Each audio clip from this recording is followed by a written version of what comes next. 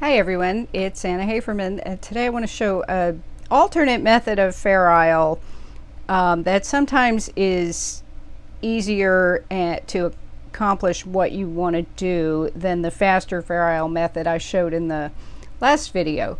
So this one is really great if you're doing an odd number of rows of the contrast color, because you're when you try to change color, you won't be on the wrong side. So before I get to this, I want to thank everyone who donated to the Buy Me a Coffee link and to the thank you through YouTube link. Your donations really do help me to make more videos, so thanks. So here's how we do this. I'm going to knit with the white, and then I've got some red yarn coming up from the floor, and just like if we were doing intarsia. So I'm going to set my carriage in hold, and the way you do that is you put your lever on this side to 1 and this side to 1, and then you're in hold. So, and on the KX350, that's H. If you're using the LK100, you can do this as well. You don't have a lever, so all you need to do is you don't need to set a lever. If your needles go to hold, the machine knows you want to be in hold. So to start, I'm going to take this tool and select every fourth needle. This is a tool that comes with your LK150. And then I'm going to knit a row. So then I'll take the red yarn, which is coming up from the floor, and I'm going to put a clip on the end. And then I'm going to go here and hold the yarn, push the yarn over the needles, and then I'm going to knit it back. And what happens is the yarn ends up in the wrong place to easily knit it back. So if we just push these back to position C, not too far, so that we want the stitch to stay on there, and then we can easily knit them back. So we're just knitting by hand one at a time, and we're trying to keep the tension the same as the carriage does, so as close as you can get. And then we'll knit 4 rows, 2, 3, 4. And then we're going to pull, for this pattern, I'm pulling the opposite needles. So I'm getting the alternate ones. So they're like in between the ones you pulled the last time. And I'll knit 1 row with the white, and that puts those, makes a little float over those. Then I'm going to push these back to position C and knit in the red yarn. And you do have to have your latches open, otherwise it'll be hard to do. So make sure you have your either your credit card tool or your letter opener handy. So then I knit 4 rows with the white, 2, 3, 4. And then again, I'm going to pick those opposite, the ones I picked the first time. And I'm going to knit 1 row. Just get those needles back where I want them, which is position C. And get that red yarn in there and knit. And you resist the temptation to push them all in at once, because your yarn will get too tight and it won't look good. So you really kind of have to do them one at a time. So then knit 4 rows, 1, 2, 3, 4, and then we'll pick those same ones we did the first time. Knit a row, push them back to position C, and then get your red yarn. Probably went a little too far. And just try to keep your tension even with the stitches that the machine knit, and it doesn't have to be perfect. So that's how you do it. And this pattern is a very traditional hand knitting pattern, but it's a lot easier to do in hand knitting than it is in machine knitting if you do traditional Fair Isle methods. The other thing that is nice about it is you can introduce a third color. So what we would do is 1, 2, 3, 4, and then get the, let's see, where are we? Pick these, knit the one row, and then I'm going to take this purple that is coming up from the floor and knit those in. So, and this, if you had both of these yarns threaded in the carriage going, you've only got 2 holders in your mast, so it makes it really difficult to do 3 colors.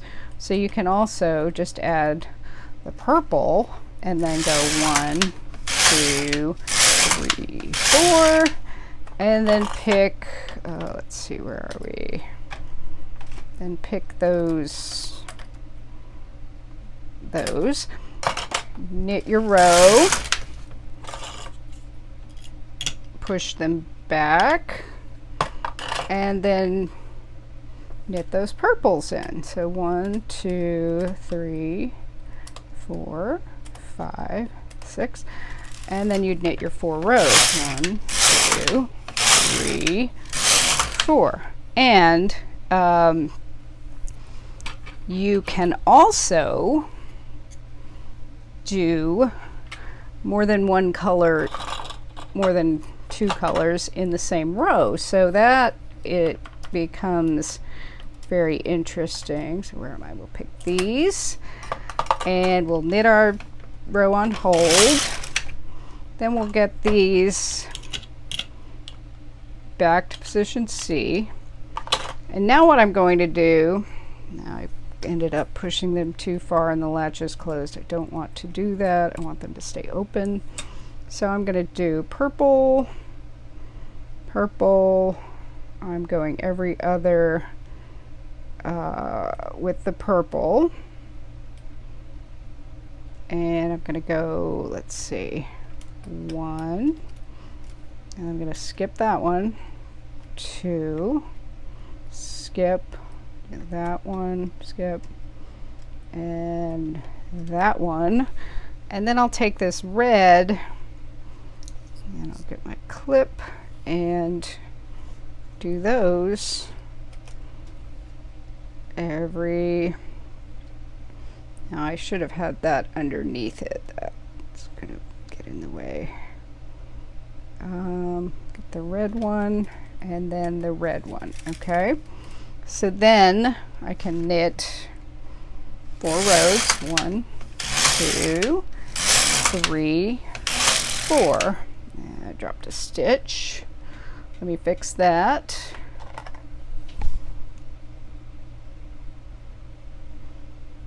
Looks like I dropped 2 stitches, maybe.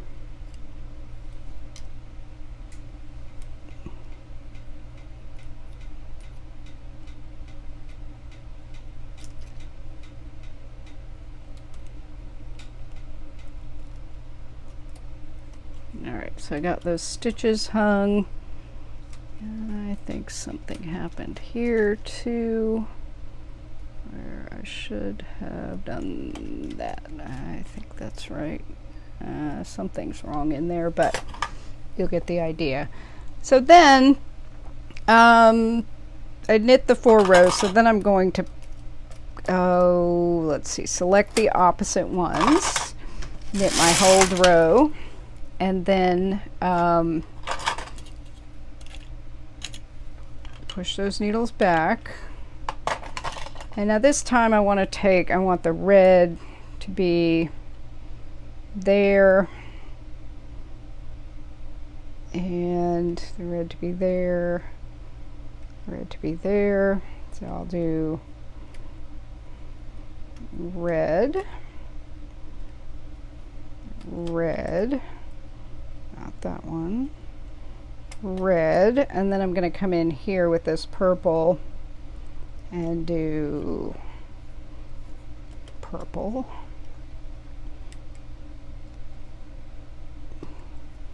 purple, purple. So there we go. And so then we'll knit the 4 rows, 1, 2, 3, 4, and then we would start over and get those, knit a row, push these back, and let's see, I guess I'll do, I think I want the reds here, here, here, and here, and then I'll start knitting those in. 1, and I was supposed to skip that one, I think. 2, 3, 4, and then I'll take this purple and go 1, 2, 3. So now I'm going to knit it off and see what we got.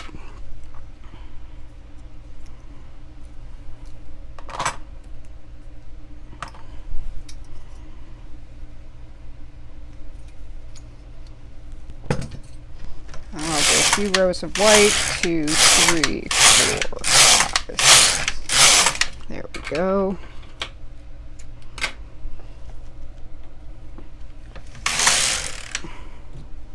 And here it is. And so you see here we had the white with red fleas, as they're called sometimes, or flecks, I guess. And then we switched to purple really easily. And then here we changed colors in the same row, so we had this kind of neat little effect. So that's just something else you can do. Obviously you have floats just like any Fair Isle method, and they may seem a little loose when you take them out, but usually if you block it, they'll come out pretty nicely. So that's that, and let me know if you have any questions about this.